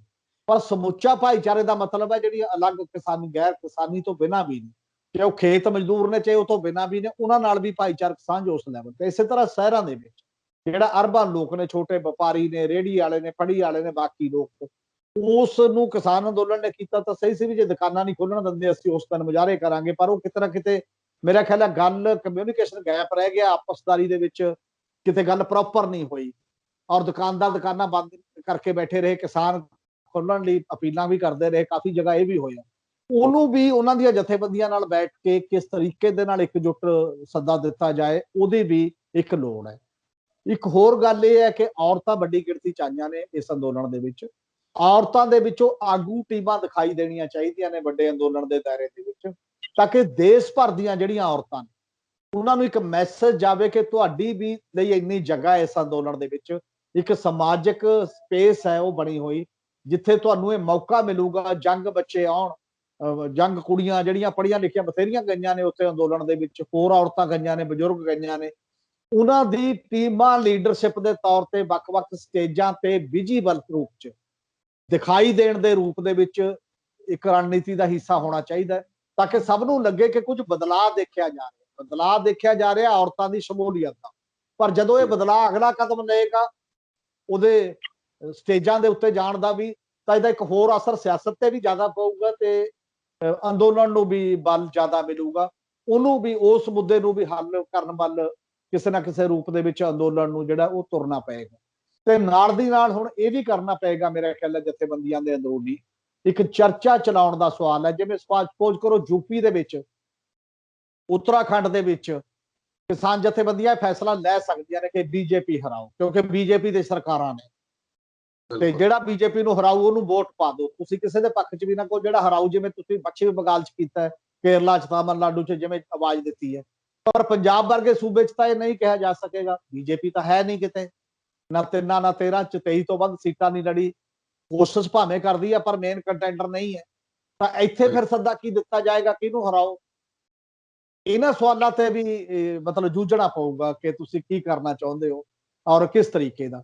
ਕੀ ਪੰਜਾਬ ਵਰਗੇ ਸੂਬੇ 'ਚ ਕੋਈ ਅਲੱਗ ਸਿਆਸਤ, ਅਲੱਗ ਆਰਗੇਨਾਈਜੇਸ਼ਨ ਆ ਸਕਦੀ ਹੈ, ਜਾਂ ਜਿਹੜੀਆਂ ਲੜਨਗੀਆਂ ਧਿਰਾਂ ਉਹਨਾਂ ਦੇ ਵਿੱਚ ਕੁਝ ਹੋ ਸਕਦਾ ਹੈ? ਕੀ ਕਰਨਾ ਚਾਹੀਦਾ, ਜਾਂ ਪੰਜਾਬ ਦਾ ਏਜੰਡਾ ਹੋਣਾ ਕੀ ਚਾਹੀਦਾ? ਪੰਜਾਬ ਦੀ ਜਦੋਂ ਅਸੀਂ ਇਹ ਕਹਿੰਦੇ ਹੋਂਦ ਦੀ ਲੜਾਈ, ਕਿਸਾਨੀ ਦੀ ਹੋਂਦ ਦੀ ਲੜਾਈ, ਤਾਂ ਹੋਂਦ ਦੀ ਲੜਾਈ ਨੂੰ ਐਡਰੈਸ ਕਰਨ ਲਈ ਇਕੱਲੇ ਕਾਨੂੰਨ ਵਾਪਸ ਹੋ ਜਾਣਗੇ ਉਹ ਠੀਕ ਗੱਲ ਹੈ, ਫੋਕਸ ਉਹੀ ਹੈ। ਔਰ ਉਹ ਜਦੋਂ ਜਿੱਤ ਕੇ ਮੁੜੇ ਮੰਨ ਲਓ ਤਾਂ ਉਦੋਂ ਬਾਅਦ ਤੁਹਾਡੇ ਸਾਹਮਣੇ ਇੱਕ ਵੱਡਾ ਮੁੱਦਾ ਫਿਰ ਵੀ ਖੜੂਗਾ ਕਿ ਪੰਜਾਬ ਦੀ ਹੋਂਦ ਹੋਰ ਕਿਵੇਂ ਬਚਾਉਣੀ ਹੈ, ਇਹਦਾ ਪਾਣੀ ਕਿਵੇਂ ਬਚਾਉਣਾ ਹੈ, ਇਹਦੀ ਮਿੱਟੀ ਕਿਵੇਂ ਜ਼ਹਿਰੀਲੀ ਹੋ ਗਈ ਉਹਨੂੰ ਕਿਵੇਂ ਬਚਾਉਣਾ ਹੈ, ਆਬੋ ਹਵਾ ਜ਼ਹਿਰੀਲੀ ਆ ਉਹਨੂੰ ਕਿਵੇਂ ਬਚਾਉਣਾ ਹੈ। ਇਹਦੇ 'ਚ ਜਿਹੜਾ ਉਜਾੜਾ ਹੋ ਰਿਹਾ, ਨੌਜਵਾਨ ਵਿਦੇਸ਼ਾਂ 'ਚ ਜਾ ਰਹੇ ਨੇ +2 ਤੋਂ ਬਾਅਦ ਆਈਲੈਟਸ ਕਰ ਕਰਕੇ, ਉਹਦੀ ਉਮੀਦ ਕਿਵੇਂ ਬੁਝਾਉਣੀ ਹੈ ਕਿ ਪੰਜਾਬ ਦੇ ਵਿੱਚ ਹੀ ਤੁਹਾਡੀ ਰੋਜੀ ਰੋਟੀ ਦਾ ਸਕੋਪ ਪੈਦਾ ਹੋ ਜਾਏਗਾ। ਅਸੀਂ ਤੁਹਾਡੇ ਨਾਲ ਆ ਖੜੇ ਹੋਏ। ਔਰ ਜਿਹੜੀਆਂ ਗੈਰ ਬਰਾਬਰੀਆਂ ਪੰਜਾਬ ਦੇ ਅੰਦਰ ਪੈਦਾ ਹੋ ਰਹੀਆਂ ਨੇ ਉਹਨੂੰ ਕਿਵੇਂ ਠੀਕ ਕਰਨਾ, ਅਰਥ ਵਿਵਸਥਾ ਕਿਵੇਂ ਲੀਹ ਤੇ ਲਿਆਉਣੀ ਹੈ, ਉਹ ਸਾਰੀਆਂ ਚੀਜ਼ਾਂ ਨੇ। ਇਹ ਸਾਰੀਆਂ ਚੀਜ਼ਾਂ ਦਾ ਇੱਕ ਏਜੰਡੇ ਤੇ ਚਰਚਾ ਕਰਨ ਦੀ ਸ਼ੁਰੂਆਤ ਇਸ ਅੰਦੋਲਨ ਨੂੰ ਆਪਣੇ ਅੰਦਰ ਹੀ ਕਰਨ, ਚਾਹੇ ਪਹਿਲਾਂ ਆਪਣੀਆਂ ਦਲੀਆਂ ਮੀਟਿੰਗਾਂ 'ਚ ਸਟਾਰਟ ਕਰਨ। ਇਹਦੀ ਸ਼ੁਰੂਆਤ ਹੁਣ ਤੋਂ ਕਰਨੀ ਪੈਣੀ ਹੈ ਜੇ 24 ਤੱਕ ਔਰ 22 ਤੱਕ ਸਿਆਸੀ ਗੇਮ ਵੀ ਖੇਡਣ ਦਾ ਸਵਾਲ ਨਿਕਲਾ, ਕਿਉਂਕਿ ਸਿਆਸਤ ਇੱਕ ਬਦਲਵੇਂ ਏਜੰਡੇ ਦੇ ਰੂਪ 'ਚ ਆਉਣੀ ਚਾਹੀਦੀ ਹੈ, ਇਕੱਲੇ ਵਿਰੋਧ ਦੇ ਰੂਪ 'ਚ ਨਹੀਂ। ਵਿਰੋਧ ਦੇ ਰੂਪ 'ਚ ਤਾਂ ਫਿਰ ਪਹਿਲਾਂ ਹੀ ਚੱਲਦਾ, ਜਿਹੜੀ ਇੱਕ ਆਪੋਜੀਸ਼ਨ ਹੈ, ਇੱਕ ਸੱਤਾ 'ਚ ਖੜੀ ਹੈ, ਉਹ ਕਹਿੰਦੇ ਅਸੀਂ ਇਹਦੇ ਵਿਰੋਧੀ ਆ। ਪਾਲਿਸੀ ਦਾ ਕੋਈ ਫਰਕ ਨਹੀਂ, ਪਾਲਿਸੀ ਕਰਨ ਨੂੰ ਉਹ ਵੀ ਸੱਤਾ 'ਚ ਆ ਜਾਂਦੀ ਹੈ, ਉਹਦੇ ਕੋਲ ਵੱਖਰਾ ਕੀ ਹੈ। ਔਰ ਜਿਹੜੀ ਇੱਕ ਮਾਰਕੀਟ ਦਾ, ਖੁੱਲੀ ਮਾਰਕੀਟ ਦਾ ਸਿਧਾਂਤ ਹੈ, WTO ਦਾ ਗੱਲ ਹੈ, ਇੱਥੇ ਤਾਂ ਇਦੋਂ ਪਹਿਲਾਂ ਕਾਂਗਰਸ ਵੀ ਰਹੀ ਹੈ ਤੇ ਉਦੋਂ ਬਾਅਦ ਹੋਰ ਜਿਹੜੇ ਧਿਰਾਂ ਵੀ ਉਹਦੇ 'ਚ ਸ਼ਾਮਲ ਰਹੀਆਂ ਨੇ। ਉਹ ਸਾਰੀਆਂ ਤੇ ਰਹੀ ਉਸ ਸਮਝੌਤੇ ਨੂੰ ਅੱਗੇ ਵਧਾਉਂਦੀਆਂ ਆ ਰਹੀਆਂ ਨੇ। ਬੁਨਿਆਦੀ ਤੌਰ ਤੇ ਪਾਲਿਸੀ 'ਚ ਇਸ ਡਿਵੈਲਪਮੈਂਟ ਦੇ ਮਾਡਲ ਤੇ ਤਾਂ ਕਿਸੇ ਦਾ ਸਵਾਲ ਨਹੀਂ। ਜੇ ਡਿਵੈਲਪਮੈਂਟ ਦੇ ਇਸ ਮਾਡਲ ਤੇ ਸਵਾਲ ਖੜਾ ਕਰਨਾ ਹੈ ਤਾਂ ਨਵੀਂ ਸਿਆਸਤ ਦੀ ਲੋੜ। ਉਹ ਨਵੀਂ ਸਿਆਸਤ ਬਾਰੇ ਚਰਚਾ ਕਰਨੀ ਕਿਸਾਨ ਅੰਦੋਲਨ ਦੇ ਆਗੂਆਂ ਦੇ ਸਿਰ ਤੇ ਬਹੁਤ ਵੱਡੀ ਜ਼ਿੰਮੇਵਾਰੀ ਵੀ ਹੈ, ਇੱਕ ਬਹੁਤ ਵੱਡੀ ਚੁਣੌਤੀ ਵੀ ਹੈ ਕਿ ਐਡਾ ਵੱਡਾ ਅੰਦੋਲਨ ਲੜ ਕੇ ਜੇਕਰ ਤੁਸੀਂ ਹੋਰ ਉਦੋਂ ਅੱਗੇ ਸੋਚ ਸਮਝ ਅੱਗੇ ਉਸ ਪੱਧਰ ਤੇ ਨਹੀਂ ਜਾਂਦੀ, ਜਿਵੇਂ ਬਿਨਾਂ ਸ਼ੱਕ ਇੱਕ ਕਦਮ ਬਹੁਤ ਵੱਡਾ ਪੁੱਟਿਆ ਜਾ ਚੁੱਕਿਆ ਇਸ ਅੰਦੋਲਨ 'ਚ ਕਿ ਇਹਨਾਂ ਨੇ ਨਿਸ਼ਾਨਦੇਹੀ ਠੀਕ ਕੀਤੀ ਆ ਮੁੱਦਿਆਂ ਦੀ। ਮੋਦੀ ਸਰਕਾਰ ਦੇ ਖਿਲਾਫ ਲੜਨਾ ਕਿਉਂਕਿ ਉਹ ਤਾਕਤਾਂ ਦਾ ਕੇਂਦਰੀਕਰਨ ਕਰਦੀ ਹੈ, ਫੈਡਰਲਿਜ਼ਮ ਦੇ ਖਿਲਾਫ ਹੈ, ਇਹ ਨਿਸ਼ਾਨਦੇਹੀ ਕਰਦੀ। ਦੂਜੀ ਹਿੰਦੂ ਤਵੀ ਸਿਆਸਤ ਕਿਉਂਕਿ ਘੱਟ ਗਿਣਤੀਆਂ ਦੇ ਖਿਲਾਫ ਹੈ, ਕਬੈਲੀਆਂ ਦੇ ਖਿਲਾਫ ਹੈ, ਦਲਤਾਂ ਦੇ ਖਿਲਾਫ ਹੈ, ਕਮਜ਼ੋਰ ਵਰਗਾਂ ਦੇ ਖਿਲਾਫ ਹੈ, ਇਹਦੀ ਠੀਕ ਨਿਸ਼ਾਨਦੇਹੀ ਕਰਦੀ। ਕਾਰਪੋਰੇਟ ਕਿਉਂਕਿ ਲੋਕਾਂ ਦੀ ਗੱਲ ਨਹੀਂ ਸੁਣਦਾ, ਉਹਦੇ ਲਈ ਮੁਨਾਫਾ ਹੀ ਨੰਬਰ 1 ਚੀਜ਼ ਹੈ। ਲੋਕ ਚਾਹੇ ਮਰਦੇ ਰਹਿਣ ਚਾਹੇ ਜੋ ਮਰਜ਼ੀ ਕਰਦੇ ਰਹਿਣ, ਇਹਦੀ ਨਿਸ਼ਾਨਦੇਹੀ ਠੀਕ ਕਰਤੀ। ਇਹਦਾ ਮਤਲਬ ਇਸ ਅੰਦੋਲਨ ਨੇ ਨਿਸ਼ਾਨਦੇਹੀ ਗੜਬੜ ਕੀ ਹੈ ਇਹਦੀ ਤਾਂ ਕਰਤੀ। ਹੁਣ ਉਸ ਗੜਬੜ ਨੂੰ ਠੀਕ ਕਿਵੇਂ ਕਰਨਾ ਹੈ, ਇਦੋਂ ਅਗਲਾ ਕਦਮ ਉਠਾਉਣ ਦਾ ਸਵਾਲ ਹੈ ਅਸਲ ਦੇ ਵਿੱਚ। ਜਿਵੇਂ ਜਿਵੇਂ ਉਹ ਸਵਾਲ ਐਡਰੈਸ ਹੁੰਦੇ ਜਾਣਗੇ, ਪਰਦਾ ਅੱਗੇ ਤੋਂ ਅੱਗੇ ਚੱਲਦਾ ਜਾਊਗਾ ਕਦਮ ਦਰ ਕਦਮ, ਇੱਕ ਬੌਧਿਕ ਵਿਕਾਸ ਵੀ ਹੋਏਗਾ। ਇਹਦੇ 'ਚ ਉਹ ਸਾਰੇ ਆਪ ਤੇ ਪੰਜਾਬ ਦੇ ਵਿੱਚ ਇੱਕ ਏਜੰਡਾ ਸੁੱਟਣ, ਪੰਜਾਬ ਦਾ ਬੌਧਿਕ ਤਬਕਾ, ਪੰਜਾਬ ਦੇ ਵਿਦਿਆਰਥੀ, ਨੌਜਵਾਨ, ਹੋਰ ਲੋਕ, ਉਹਨਾਂ ਨੂੰ ਕਹਿ ਕੇ ਦੱਸੋ ਕਿ ਪੰਜਾਬ ਦਾ ਏਜੰਡਾ ਹੋ ਸਕਦਾ ਔਰ ਉਸ ਏਜੰਡੇ ਨੂੰ ਤੇ ਇੱਕ ਰਾਏ ਬਣਾ ਕੇ ਫਿਰ ਪੰਜਾਬ ਦੇ ਵਿੱਚ ਇੱਕ ਸਿਆਸਤ ਨੂੰ ਜਨਮ ਦੇਣ ਕਿ ਆਹ ਏਜੰਡਾ ਹੈ, ਇਸ ਏਜੰਡੇ ਨੂੰ ਦੱਸੋ ਕਿਹੜੀ ਪਾਰਟੀ ਸਰਵ ਕਰਦੀ ਹੈ, ਕਰ ਵੀ ਸਕਦੀ ਹੈ ਜਾਂ ਨਹੀਂ ਕਰ ਸਕਦੀ। ਇਸ ਦਿਸ਼ਾ ਜੇ ਨਹੀਂ ਕਰ ਸਕਦੀ ਤਾਂ ਨਵੀਂ ਧਿਰ ਕਿਵੇਂ ਮਰਜ ਹੋਵੇ, ਫਿਰ ਕੋਈ ਨਵੀਂ ਕਿਹੜੀ ਹੋਏਗੀ ਜਿਹੜੀ ਇੱਕ ਨਵੇਂ ਏਜੰਡੇ ਤੇ ਆਏਗੀ। ਬੰਦੇ ਬਦਲਣ ਨਾਲ, ਕੱਲੀਆਂ ਪਾਰਟੀਆਂ ਬਦਲਣ ਨਾਲ ਨਹੀਂ ਕੁਝ ਹੋਣਾ। ਮਤਲਬ ਏਜੰਡਾ ਤੇ ਸੋਚ ਬਦਲਣ ਨਾਲ ਚੀਜ਼ਾਂ ਬਦਲਣੀਆਂ ਨੇ। ਜਿਹੜੀਆਂ ਧਿਰਾਂ ਉਹਨਾਂ ਸੋਚ ਨੂੰ ਅਪਣਾਈਆਂ ਹੋਣਗੀਆਂ ਉਸ ਏਜੰਡੇ ਨੂੰ, ਸ਼ਾਇਦ ਉਹ ਅੱਗੇ ਚੱਲ ਕੇ ਜ਼ਿਆਦਾ ਕੁਝ ਬਿਹਤਰ ਕਰ ਸਕਣ। ਬਿਲਕੁਲ ਬਿਲਕੁਲ। ਹਮੀਰ ਸਿੰਘ ਜੀ, ਮੇਰਾ ਆਖਰੀ ਸਵਾਲ ਹੈ, ਮੈਂ ਇਸ ਸਿਆਸਤ ਦੇ ਉੱਤੇ ਹੀ ਸਵਾਲ ਕਰਨਾ ਸੀ, ਤੁਸੀਂ ਕੁਝ ਕੁ ਕਲੀਅਰ ਕਰ ਦਿੱਤਾ। ਲੋਕਾਂ ਦੇ ਵਿੱਚ ਅੰਦੋਲਨ ਦਾ ਪ੍ਰਭਾਵ ਇਸ ਕਦਰ ਹੈ ਕਿ ਅਸੀਂ ਦੇਖਿਆ ਕਿ ਕਈ ਲੋਕ ਇਹ ਕਹਿੰਦੇ ਨੇ ਕਿ ਸੰਯੁਕਤ ਕਿਸਾਨ ਮੋਰਚਾ ਜਿਹੜੀ ਪਾਰਟੀ ਨੂੰ ਕਹੇਗਾ ਅਸੀਂ ਉਹਨੂੰ ਵੋਟ ਪਾਵਾਂਗੇ, ਉਹ ਆਪਣੀ ਜਿਹੜੀ ਸਿਆਸਤ ਹੈ ਉਹਨੂੰ ਸਪਸ਼ਟ ਕਰਨ, ਥੋੜਾ ਜਿਹਾ ਹੋਰ ਸਪਸ਼ਟ ਕਰਨ, ਜਾਂ ਤਾਂ ਸਿਆਸਤ ਦੇ ਵਿੱਚ ਕੁੱਦਣ ਆ ਕੇ, ਜਾਂ ਫਿਰ ਉਹ ਕਲੀਅਰ ਕਰਨ ਕਿ ਉਹ ਕਿਹੜੀ ਪਾਰਟੀ ਦੇ ਨਾਲ ਕਿਹੜਾ ਏਜੰਡਾ ਲੈ ਕੇ ਤੁਰ ਰਹੇ ਨੇ, ਉਹਨਾਂ ਨੂੰ ਕਿਸ ਤਰੀਕੇ ਦੇ ਨਾਲ ਇਸ ਜਿਹੜੀ ਇੱਕ ਤਰੀਕੇ ਨਾਲ ਗੁਲਾਮੀ ਜਿਹੜੀ ਆ ਉਹ ਸਿਆਸੀ ਉਹ ਤੋਂ ਮੁਕਤੀ ਮਿਲੇ। ਚਾਹੀਦਾ ਇਹ ਨਹੀਂ ਕਿ ਕਿਸਾਨਾਂ ਨੂੰ ਹੁਣ ਮਤਲਬ ਕਿ 2022 ਸਿਰਫ ਪੰਜਾਬ ਤੋਂ ਹੀ ਸ਼ੁਰੂਆਤ ਕਰ ਲੈਣ ਕਿ ਅਸੀਂ ਪੰਜਾਬ ਦੇ ਵਿੱਚ ਜਾਂ ਯੂਪੀ ਦੇ ਵਿੱਚ ਜਿੱਥੇ ਵੀ ਚੋਣਾਂ ਆਉਣੀਆਂ ਨੇ 2022 ਦੇ ਵਿੱਚ, ਉੱਥੇ ਆਪਣੀ ਇੱਕ ਸਿਆਸੀ ਪਾਰਟੀ ਖੜੀ ਕਰੀਏ, ਜਾਂ ਫਿਰ ਕਲੀਅਰ ਤੌਰ ਤੇ ਆਪਣੀ ਸਿਆਸਤ ਨੂੰ ਸਾਫ਼ ਕਰਨ ਕਿ ਆਖਿਰਕਾਰ ਹੁਣ ਅੱਗੇ ਕਰਨਾ ਕੀ ਹੈ। ਕਿਉਂਕਿ ਲੋਕ ਹੁਣ ਉਹਨਾਂ ਦੇ ਮੂੰਹ ਵੱਲ ਦੇਖਦੇ ਨੇ, ਲੋਕ ਵੀ ਚਾਹੁੰਦੇ ਨੇ ਕਿ ਬਦਲਵੀਂ ਸਿਆਸਤ, ਬਦਲਵੀਆਂ ਪਾਰਟੀਆਂ ਹੁਣ ਅੱਗੇ ਆਉਣ, ਕੋਈ ਬਦਲਵੇਂ ਜਿਹੜੇ ਨਵੇਂ ਰੂਪ ਜਿਹੜੇ ਨੇ ਸਿਆਸਤ ਦੇ ਉਹ ਸਾਹਮਣੇ ਆਉਣ। ਹਾਂ ਬਿਲਕੁਲ, ਇੱਕ ਗੱਲ ਤਾਂ ਇਹ ਹੈ ਕਿ ਕਿਸਾਨ ਅੰਦੋਲਨ ਨੇ ਇੱਕ ਗੱਲ ਸਾਬਤ ਕੀਤੀ ਹੈ ਕਿ ਸਿਆਸਤ ਕੱਲੀ ਵੋਟਾਂ ਤੋਂ ਵੋਟਾਂ ਤੱਕ ਨਹੀਂ ਹੁੰਦੀ, ਕਿ ਸਿਆਸਤ ਕੱਲੀ ਇਹ ਨਹੀਂ ਕਿ 17 ਤੋਂ 22, 22 ਤੋਂ 29 ਇੱਥੇ ਤੱਕ ਸੋਚੋ ਕੇਵਲ ਵੋਟਾਂ ਵੇਲੇ। ਸਿਆਸਤ ਇਹ ਵੀ ਹੁੰਦੀ ਹੈ ਕਿ ਜਿਹੜੀ ਸੜਕ ਦੀ ਲੜਾਈ ਹੁੰਦੀ ਹੈ, ਅੰਦੋਲਨ ਬਹੁਤ ਕੁਝ ਬਦਲ ਦਿੰਦੇ ਨੇ। ਇਹ ਸਿਆਸਤ ਕਰਨੀ ਜਿਹੜੀ ਬਾਕੀ ਪਾਰਟੀਆਂ ਨੇ ਛੱਡਤੀ, ਉਹ ਸਿਆਸਤ ਤੇ ਅੰਦੋਲਨ ਕਰ ਰਿਹਾ ਹੈ, ਜਿਹੜਾ ਇੱਕ ਬਹੁਤ ਵੱਡੀ ਪ੍ਰਾਪਤੀ, ਇੱਕ ਖੱਪਾ ਭਰ ਰਿਹਾ ਹੈ ਅੰਦੋਲਨ ਪਹਿਲਾਂ ਹੀ ਸਿਆਸਤ ਦਾ। ਜਦੋਂ ਤੁਸੀਂ ਸਵਾਲ ਖੜੇ ਕਰਨਾ ਸ਼ੁਰੂ ਕਰਦੇ ਹੋ, ਲੋਕਾਂ ਨੂੰ ਲਾਮਬੰਦ ਕਰਨਾ ਸ਼ੁਰੂ ਕਰ ਦਿਓ, ਇਹ ਬਹੁਤ ਵੱਡੀ ਸਿਆਸਤ ਹੈ। ਇਸ ਲਈ ਇਸ ਅੰਦੋਲਨ ਨੂੰ ਇਹ ਤਾਂ ਨਹੀਂ ਕਹਿਣਾ ਚਾਹੀਦਾ ਕਿ ਜਾਂ ਤੁਸੀਂ ਸਿਆਸਤ ਕਰੋ, ਸਿਆਸਤ ਚਾਓ, ਸਿਆਸਤ ਬਾਰੇ ਦੱਸੋ। ਸਿਆਸਤ ਆਲਰੇਡੀ ਹੋ ਰਹੀ ਹੈ ਕਿ ਜਦੋਂ ਲੋਕਾਂ ਦੇ ਖਿਲਾਫ ਭੁਗਤਣ ਵਾਲੀ ਸਿਆਸਤ ਨੂੰ ਚੁਣੌਤੀ ਮਿਲ ਰਹੀ ਹੈ ਤੇ ਦੂਜੀ ਸਿਆਸਤ 'ਚ ਉਹ ਆਪ ਸਰਗਰਮ ਹੋ ਰਹੇ ਨੇ, ਤਾਂ ਇਹ ਸਿੱਧੀ ਵੱਡੀ ਸਿਆਸਤ ਦਾ ਹਿੱਸਾ। ਪਰ ਵੋਟ ਵੀ ਇੱਕ ਡੈਮੋਕ੍ਰੈਟਿਕ ਜਮਹੂਰੀ ਮਾਮਲਿਆਂ ਦੇ ਵਿੱਚ ਵੋਟ ਵੀ ਆਉਣੀਓ ਹੁੰਦੀ ਹੈ, ਕਦੇ ਤਾਂ ਚੁਣਨਾ ਹੀ ਹੁੰਦਾ ਬੰਦਿਆਂ ਨੂੰ। ਚਲਦੇ ਚਲਦੇ ਜੇ ਉਹ ਚੋਣ ਵੀ ਸਹੀ ਢੰਗ ਨਾਲ ਨਾ ਹੋਵੇ, ਜੇ ਉਹ ਵੋਟ ਦੀ ਰਾਜਨੀਤੀ ਵੀ ਸਹੀ ਢੰਗ ਨਾਲ ਨਾ ਕੀਤੀ ਜਾਵੇ, ਤਾਂ ਕੱਲਾ ਇਹ ਅੰਦੋਲਨ ਵੀ ਕਾਫੀ ਨਹੀਂ। ਇਹ ਦੋਨਾਂ ਦਾ ਸੁਮੇਲ ਕਾਫੀ ਹੁੰਦਾ ਹੈ ਅਸਲ ਦੇ ਵਿੱਚ। ਹੁਣ ਇਹ ਸੋਚਣਾ ਬੜਾ ਜ਼ਰੂਰੀ ਚੀਜ਼ ਹੈ ਕਿ ਜਿਹੜੀਆਂ ਧਿਰਾਂ, ਇੱਕ ਤਾਂ ਇਹ ਹੁੰਦਾ ਹੈ ਕਿ ਅਸੀਂ ਤਾਂ ਵੋਟਾਂ 'ਚ ਹਿੱਸਾ ਨਹੀਂ ਲੈਂਦੇ, ਕੁਝ ਧਿਰਾਂ ਇਹੋ ਜਿਹੀਆਂ ਹੈਗੀਆਂ ਹੀ ਨੇ ਜਿਹੜੀਆਂ ਕਹਿੰਦੇ ਨੇ ਅਸੀਂ ਵੋਟਾਂ 'ਚ ਨਹੀਂ, ਸਾਡਾ ਇਹ ਸਾਰੇ ਇੱਕੋ ਜਿਹੇ ਨੇ, ਸਾਡਾ ਇਹਦੇ ਨਾਲ ਕੋਈ ਸੰਬੰਧ ਨਹੀਂ। ਤਾਂ ਵੋਟਾਂ ਪੈ ਕੇ ਕਿਸੇ ਦੀ ਤਾਂ ਸਰਕਾਰ ਬਣਨੀ ਚਾਹੀਦੀ ਹੈ, ਫਿਰ ਇਹਨਾਂ ਦੀ ਉਹ ਫਿਰ ਬਣ ਜਾਏਗੀ। ਇਸ 'ਚ ਇੱਕ ਸਵਾਲ ਪੈਦਾ ਹੁੰਦਾ ਹੈ, ਫਿਰ ਲੋਕ ਇਹ ਕਹਿ ਰਹੇ ਨੇ ਕਿ ਇਹਦਾ ਮਤਲਬ ਅਸੀਂ ਧਰਨੇ ਪ੍ਰਦਰਸ਼ਨ ਕਰਕੇ ਖੱਜਲ ਖੁਆਰ ਹੋਣ ਲਈ ਤੇ ਡਾਂਗਾ ਖਾਣ ਲਈ ਹੋ, ਅਸੀਂ ਆਪ ਕਿਉਂ ਨਹੀਂ ਆ ਸੱਤਾ ਦੇ ਵਿੱਚ ਫਿਰ ਆ ਜਾਂਦੇ। ਇਹ ਦਲੀਲ ਹੈ, ਇੱਕ ਸਵਾਲ ਹੈ, ਇਹਦਾ ਸਵਾਲ ਵੀ ਤਾਂ ਐਡਰੈਸ ਕਰਨਾ ਪਊਗਾ ਉਸ ਪੱਧਰ ਦੇ ਉੱਤੇ। ਔਰ ਇਸੇ ਕਰਕੇ ਇਹ ਹੈ ਕਿ ਕੀ ਅੱਜ ਦੇ ਦੌਰ ਦੇ ਵਿੱਚ ਚੋਣ ਪ੍ਰਣਾਲੀ ਦੇ ਰਾਹੀਂ ਚੁਣੇ ਹੋਏ ਆਗੂ ਹੀ ਸੱਤਾ 'ਚ ਜਾਂਦੇ ਨੇ, ਇਹੀ ਹਕੀਕਤ। ਬਿਲਕੁਲ ਜਾਂ ਤਾਂ ਕੋਈ ਅਲਟਰਨੇਟਿਵ ਹੋਵੇ। ਇੱਕ ਤਰੀਕਾ ਇਹ ਸੀ ਕਿ ਸੱਤਾ ਤੋਂ ਲਾ ਦਾਂਗੇ ਹਥਿਆਰਬੰਦ ਦੇ ਇਨਕਲਾਬ ਨਾਲ। ਅੰਦੋਲਨ ਉਹ ਤਾਂ ਗੱਲ ਨਹੀਂ ਕਰਦਾ, ਅੰਦੋਲਨ ਦੀ ਤਾਂ ਧਾਰਾ ਪੀਸਫੁਲ ਤੇ ਜਮਹੂਰੀ ਤਰੀਕੇ ਨਾਲ ਸੰਵਿਧਾਨਕ ਦਾਇਰੇ ਦੇ ਵਿੱਚ ਰਹਿ ਕੇ ਅੰਦੋਲਨ ਕਰਨ ਦੀ, ਤੇ ਜੇ ਉਸ ਦਾਇਰੇ 'ਚ ਅੰਦੋਲਨ ਕਰਨ ਦੀ ਆ ਤਾਂ ਉਹਦੀ ਸਿਆਸਤ ਵੀ ਪੀਸਫੁਲ ਹੋਏਗੀ, ਜਮਹੂਰੀ ਹੋਏਗੀ। ਔਰ ਉਹ ਜਮਹੂਰੀ ਸਿਆਸਤ ਦਾ ਇੱਕ ਪੜਾਅ ਚੋਣਾਂ। ਇਹ ਠੀਕ ਹੈ ਕਿ ਚੋਣ ਪ੍ਰਕਿਰਿਆ ਇਹਨਾਂ ਨੇ ਇਹੋ ਜਿਹੀ ਬਣਾਤੀ ਹੈ, ਉਹਦੇ ਗੇਮ ਦੇ ਰੂਲ ਇੰਨੇ ਬਦਲਤੇ ਨੇ ਕਿ ਆਮ ਬੰਦਾ ਹੁਣ ਵੋਟਾਂ 'ਚ ਖੜਾ ਹੋ ਕੇ ਜਿੱਤਣ ਦੀ ਹੈਸੀਅਤ ਨਹੀਂ ਹੈ। ਬਿਲਕੁਲ ਮਤਲਬ ਤੁਸੀਂ 70 ਲੱਖ ਰੁਪਈਆ ਐਮਪੀ ਨੂੰ ਖਰਚ ਕਰਨ ਦੀ ਇਜਾਜ਼ਤ ਦੇ ਰਹੇ ਹੋ, 40 ਲੱਖ ਰੁਪਈਆ ਇੱਕ ਐਮਐਲਏ ਦੇ ਕੈਂਡੀਡੇਟ ਨੂੰ ਖਰਚ ਕਰਨ ਦੀ ਇਜਾਜ਼ਤ ਦੇ ਰਹੇ ਹੋ। ਦੂਜੇ ਪਾਸੇ ਤੁਸੀਂ ਕਹਿ ਰਹੇ ਹੋ ਕਿ ਲਗਭਗ 75% ਲੋਕ, ਦੇਸ਼ ਦੇ 80 ਕਰੋੜ ਲੋਕਾਂ ਨੂੰ ਤੁਸੀਂ ਆਟਾ ਦਾਲ ਮੁਫਤ ਦੇ ਰਹੇ ਹੋ ਕਿਉਂਕਿ ਉਹਨਾਂ ਕੋਲ ਖਰੀਦ ਸ਼ਕਤੀ ਨਹੀਂ ਹੈ। ਤਾਂ ਜਮਹੂਰੀਅਤ ਦੇ ਵਿੱਚ ਜਿਹੜੇ ਬੰਦੇ ਕੋਲ ਓਨੀ ਖਰੀਦ ਸ਼ਕਤੀ ਨਹੀਂ ਤੇ ਦੂਜੇ ਪਾਸੇ 40 ਲੱਖ ਤੇ 75 70 ਲੱਖ ਖਰਚ ਕਰਨ ਵਾਲੇ ਨੇ, ਅੱਧੇ ਬੰਦਿਆਂ ਨੂੰ ਤਾਂ ਤੁਸੀਂ ਰੂਲ ਇਹੋ ਜਿਹੇ ਬਣਾ ਕੇ ਗੇਮ ਚੋਂ ਪਹਿਲੇ ਕੱਢਤਾ। ਉਹਨਾਂ ਦਾ ਤਾਂ ਸੁਪਨਾ ਖੇਡ 'ਚ ਚੱਲਣੀ। ਤਾਂ ਕਿਹੜਾ ਡੈਮੋਕ੍ਰੇਟਿਕ ਕੰਟਰੀ ਹੈ ਜਿਹੜਾ ਆਪਣੇ ਨਾਗਰਿਕਾਂ ਦੇ ਵੱਡੇ ਹਿੱਸੇ ਨੂੰ ਉਹਦੇ ਸੁਪਨੇ ਚੋਂ ਹੀ ਬਾਹਰ ਕਰ ਦੇ ਕਿ ਤੂੰ ਵੀ ਚੋਣ ਲੜ। ਇਸ ਲਈ ਜਿਹੜੇ ਇਹ ਵੀ ਏਜੰਡੇ ਦਾ ਮੈਨੂੰ ਲੱਗਦਾ ਹਿੱਸਾ ਹੋਣਾ ਚਾਹੀਦਾ ਹੈ ਕਿ ਗੇਮ ਦੇ ਰੂਲ ਆਮ ਲੋਕਾਂ ਦੇ ਪੱਖ 'ਚ ਬਣਨ। 2 ਟਰਮਾਂ ਤੋਂ ਵੱਧ ਕੋਈ ਖੜਾ ਨਾ ਹੋ ਸਕੇ। ਕਿਉਂ ਬਾਰ-ਬਾਰ ਉਹੀ ਬੰਦੇ ਸੱਤਾ ਦੇ ਵਿੱਚ ਹਰੇਕ ਪਾਰਟੀ ਦੇ ਵਿੱਚ ਆਉਣ ਲਈ ਤਿਆਰ ਨੇ? ਟਿਕਟਾਂ ਕਿਉਂ ਲੋਕਾਂ ਚੋਂ ਨਾ ਦਿੱਤੀਆਂ ਜਾਣ? ਲੋਕ ਰਲ ਕੇ ਆਪਣਾ ਨੁਮਾਇੰਦਾ ਖੜਾ ਕਰ ਲੈਣ। ਚੰਡੀਗੜ੍ਹ ਜਾਂ ਦਿੱਲੀ ਤੋਂ ਕਿਉਂ ਆਉਂਦੀਆਂ ਨੇ? ਬਿਲਕੁਲ ਚੋਣ ਮੈਨੀਫੈਸਟੋ ਕਾਨੂੰਨੀ ਜਾਮਾ ਕਿਉਂ ਨਾ ਪਹਿਨਾਇਆ ਜਾਏ? ਜਿਹਨੂੰ ਮਰਜ਼ੀ ਕਹਿ ਕੇ ਵੱਡੇ ਵਾਅਦੇ ਕਰਕੇ ਮੁੱਕਰ ਜਾਂਦੇ ਹੋ, ਕੱਲ ਨੂੰ ਕੋਈ ਸਜ਼ਾ ਨਹੀਂ ਹੈ। ਅਨੁਪਾਤਿਕ ਪ੍ਰਤੀਨਿਧਤਾ ਕਿਉਂ ਨਾ ਅਪਣਾਈ ਜਾਏ? ਕਿਉਂਕਿ ਵਿਰੋਧੀ ਪਾਰਟੀਆਂ ਨੂੰ ਮਿਲ ਕੇ 70% ਵੋਟਾਂ ਮਿਲ ਜਾਂਦੀਆਂ ਨੇ, 30% ਵਾਲਾ ਰਾਜ ਕਰਦਾ ਰਹਿੰਦਾ ਤੇ 70% ਪਹਿਲਾਂ ਹੀ ਵਿਰੋਧੀ ਹੁੰਦਾ। ਕਿਉਂ ਸਾਰਿਆਂ ਦੇ ਨੁਮਾਇੰਦੇ ਜਿੰਨੀ ਵੋਟ ਮਿਲ ਗਈ ਅਸੈਂਬਲੀ ਜਾਂ ਪਾਰਲੀਮੈਂਟ 'ਚ ਨਾ ਹੋਣ? ਇਸ ਲਈ ਵੋਟਾਂ ਦੇ ਪੈਟਰਨ ਦੇ ਉੱਤੇ ਵੀ ਬਹੁਤ ਸਾਰੇ ਸਵਾਲਾਂ ਦੀ ਲੋੜ ਹੈ, ਬਹੁਤ ਸਾਰੇ ਜਵਾਬ ਦੀ ਲੋੜ ਹੈ। ਉਹ ਕੀ ਏਜੰਡਾ ਮੇਰੇ ਖਿਆਲ ਚਰਚਾ 'ਚ ਪਾਰਟੀਆਂ ਤਾਂ ਕਰਨਗੀਆਂ ਨਹੀਂ, ਕਿਉਂਕਿ ਇਹਨਾਂ ਨੇ ਅਮਨ ਮੱਤਾ ਪੈਸਾ ਇਕੱਠਾ ਕਰ ਲਿਆ। ਇਹ ਪੈਸੇ ਦੇ ਜ਼ੋਰ ਇੱਕ ਐਲੀਟ ਵਰਗ ਹੈ ਜਿਹੜਾ ਥੋੜਾ ਜਿਹਾ ਵੱਡਾ ਉਹੀ ਗੇਮ ਖੇਡ ਰਿਹਾ, ਬਾਕੀ ਦੇ ਬੰਦੇ ਦਰਸ਼ਕ ਨੇ, ਇੱਕ ਦਿਨ ਐਕਟਿਵ ਹੁੰਦੇ ਨੇ ਵੋਟ ਪਾਉਣ ਦੇ ਵਾਸਤੇ। ਬਿਲਕੁਲ ਇਸ ਅੰਦੋਲਨ ਨੂੰ ਚਾਹੀਦਾ ਹੈ ਕਿ ਉਹ ਇਹੋ ਜਿਹੇ ਗੇਮ ਦੇ ਰੂਲ ਬਣਵਾਉਣ ਲਈ ਜਦੋਜਹਿਦ ਕਰਨ ਕਿ ਸਾਰੇ ਪਲੇਅਰ ਖੇਡ ਸਕਣ, ਲੋਕ ਜਿਹਨੂੰ ਚਾਹਣ ਉਸ ਲੈਵਲ ਤੇ ਗੱਲ ਕਰ ਸਕਣ। ਹਾਂ, ਇਹਦੇ ਨਾਲ ਦੇ ਨਾਲ ਇਹ ਜੁੜ ਕੇ ਇਸੇ ਏਜੰਡੇ ਤੇ ਜਿਹੜਾ 22 ਦੀ ਚੋਣ ਆਉਣੀ ਹੈ, ਉਸ ਚੋਣ 'ਚ ਇੱਕ ਕਲੀਅਰ ਕੱਟ ਪਾਲਿਸੀ ਅਪਣਾਉਣ ਦੀ ਲੋੜ ਹੈ।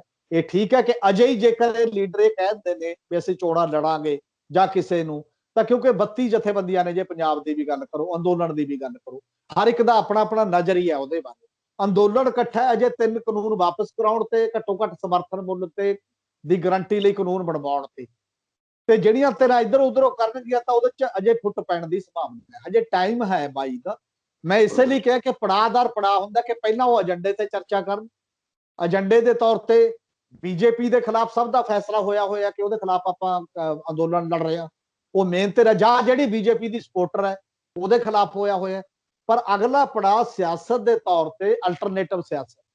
ਉਹ ਅਲਟਰਨੇਟਿਵ ਸਿਆਸਤ ਕਿਵੇਂ ਹੈ? ਜਿਹੜੀਆਂ ਤੇਰਾ ਨਹੀਂ ਲੜਨਾ ਚਾਹੁੰਦੀਆਂ, ਇਹ ਚੋਣ ਪ੍ਰਣਾਲੀ 'ਚ ਨਹੀਂ ਆਉਣਾ ਚਾਹੁੰਦੀਆਂ, ਜਾਂ ਉਹ ਇਹ ਤੇ ਸਹਿਮਤ ਹੋ ਜਾਣ ਕਿ ਕਿਸਾਨ ਅੰਦੋਲਨ 'ਚੋਂ ਹੀ ਜਿਹੜੀ ਕੋਈ ਧਿਰ ਨਿਕਲੇ ਅਸੀਂ ਉਹਦੀ ਉਹ ਸਪੋਰਟ ਕਰ ਦਾਂਗੇ, ਮੂਕ ਸਪੋਰਟ, ਅਸੀਂ ਵਿਰੋਧ ਨਹੀਂ, ਉਹਦੇ ਪੱਖ 'ਚ ਹੀ ਜਾਵਾਂਗੇ, ਆਪ ਨਹੀਂ ਲੜਦੇ। ਕੋਈ ਇਹੋ ਜਿਹਾ ਤਰੀਕਾ ਵੀ ਹੋ ਸਕਦਾ ਜੇ, ਪਰ ਆਮ ਸਹਿਮਤੀ ਨਾਲ ਪ੍ਰੋਸੈਸ ਚਲਾਉਣ ਦੀ ਲੋੜ ਹੈ। ਹਜੇ ਟਾਈਮ ਹੈਗਾ ਤੇ ਲੋਕਾਂ ਦੇ ਸਵਾਲ ਜਿਹੜੇ ਉਹਨਾਂ ਦੇ ਮਨਾਂ 'ਚ ਉੱਠਦੇ ਨੇ, ਬੜੀ ਦੇਰ ਤੋਂ ਪੰਜਾਬ ਦੇ ਲੋਕ ਬਦਲ ਲੱਭ ਰਹੇ ਨੇ, ਉਹਨਾਂ ਨੂੰ ਬਦਲ ਪ੍ਰੋਪਰ ਨਹੀਂ ਮਿਲਿਆ। ਤੇ ਜੇ ਇਹ ਅੰਦੋਲਨ ਬਦਲ ਦੇਣ ਦੇ ਵਿੱਚ ਕਾਮਯਾਬ ਹੋ ਜਾਂਦਾ ਤਾਂ ਪੰਜਾਬ ਲਈ ਇੱਕ ਬੜਾ ਸ਼ੁਭ ਸ਼ਗਨ ਹੋਏਗਾ ਉਸ ਬੰਦੇ। ਬਿਲਕੁਲ ਸ਼ੁਕਰੀਆ ਹਮੀਰ ਸਿੰਘ ਜੀ, ਧੰਨਵਾਦ ਸਾਨੂੰ ਸਮਾਂ ਦੇਣ ਲਈ। ਸ਼ੁਕਰੀਆ।